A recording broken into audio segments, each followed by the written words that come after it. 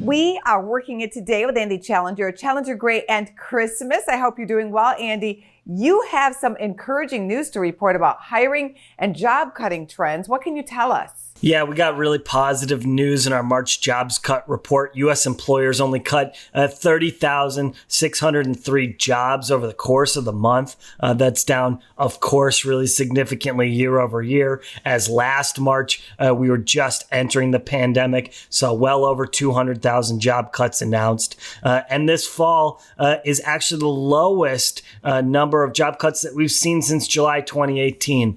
So that's a really good sign that the economy is recovering, the labor market is back on sound footing, and that employers are feeling really comfortable not only hiring, but making business decisions around labor in a way that they haven't been able to because of uncertainty for almost a year. What industries would you say are hurting the most still? Yeah, the majority of job cuts we saw this month came from the aerospace and defense sector, really large plane manufacturers that are continuing to cut their workforces in response to a downturn in demand for new airplanes. We also saw telecommunications companies cut pretty significantly over the course of the month.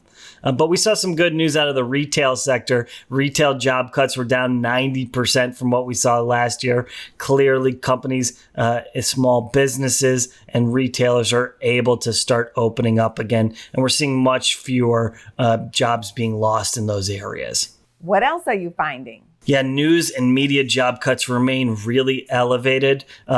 Despite the fact that it's a relatively small industry, it doesn't make up a huge number of job cuts by volume. The percentage of jobs being cut from news and media organizations is really high.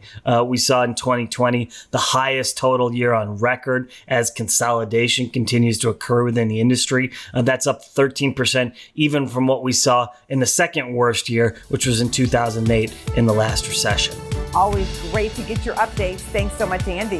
This is First AM. Check us out on social media. We're on Facebook, YouTube, and Twitter. And go to businessfirstam.com for where to see our show on TV.